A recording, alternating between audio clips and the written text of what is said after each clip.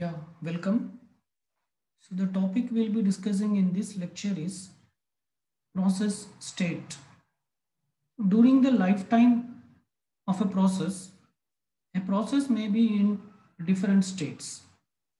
So there are five possible states in which a process may be during its lifetime.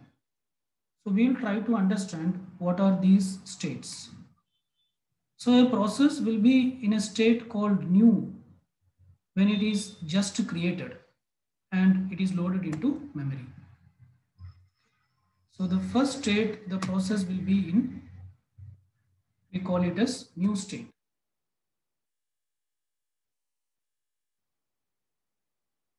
The process, the moment it is created,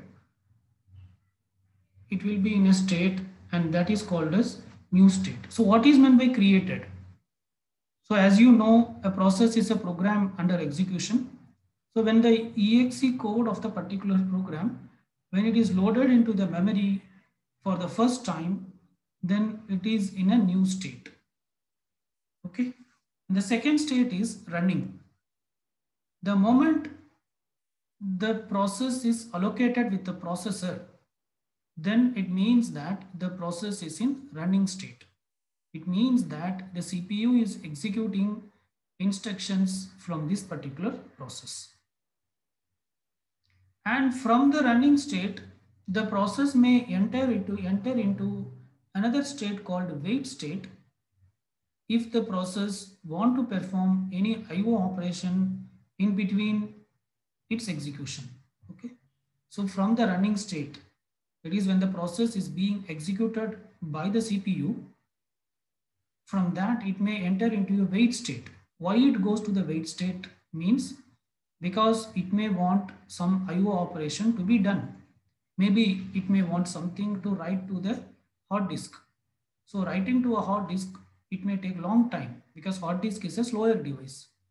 So the process now from the running state, it will go into a wait state. That is, it will wait until that IO is completed. Because during that time, processor can execute some other process. Okay.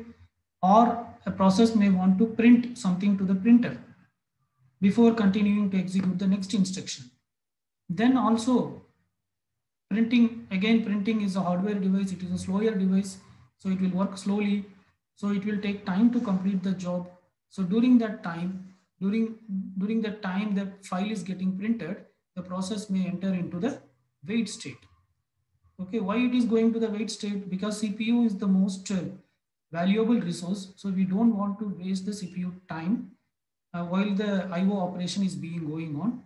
So the process just goes to the wait state and the CPU will execute the next process. And a waiting process, if it is ready for execution again, if a waiting process, which is waiting for an IO operation, if the IO operation is completed and if it is ready for execution again, then it will enter into a state. That state is called as ready state. That state is called as ready state. So basically ready is a queue. Ready is a queue. All the process which are ready for execution will be placed in that queue. And CPU will execute one by one process from the ready queue. Okay, so it means it is just waiting. A process in the ready state means it is just waiting for the CPU to be assigned, nothing else. Okay. Once the process finished its execution, then it is said to be in terminated state. Okay. Once the process has finished its execution, then it is said to be in terminated state. So these are the different states a process may go through during its lifetime. So which is explained in this diagram. The moment the process is created, it is in a state and that state is called as new state. That is when the process loaded into the memory for the first time, it is in the new state. From the new state, the process will enter into the ready queue because it is ready for it is ready to get executed. So it will enter into the ready queue. So ready is basically a queue. So more than one process may stay in this queue. It is not that only this new process is there. Maybe some other process may be in this queue already. There may be process 1, which is waiting, process 2 is waiting. Say currently some process is running already, and this new process may be a third process. Okay, so then from this ready queue, the process will, the CPU will take one by one process and it will execute. Okay, first it will take process 1, it may execute for some time, and then it may execute process 2 for some time. After that, it will execute this new process, which is previously new. Okay, and it will execute. So now this process is in running state. If the CPU is assigned, then it is in the running state. And while getting executed, if the particular process want to perform some IO operation, if it wants to perform some IO operation, say the process want to print something to the printer, but printer is a slower device, printing will take much time. So during that time, the process can wait, but CPU cannot wait. So the process will go into a wait state, and CPU will continue with the next job. Maybe CPU now once again will continue with process 1. Okay, so then it will in the wait state as long as the printing is done or any IO operation is completed. Once the IO is finished, so when you can see here, when any IO or if any event has to occur, then the process will go into the wait state. Once the IO is completed, then again it will go into the ready state. Again it will come into the ready state. Okay, once again it will come back into the ready state and it will wait for the processor to be assigned. So like that it will execute. So while executing, the processor has finished execution. The particular process has completed all its instructions and it has finished the execution. Then it will get into the terminate state. Okay. So this is the life cycle of a process. So during its lifetime, a process may enter into all these 5 states. Okay. So why the process is going from running to ready?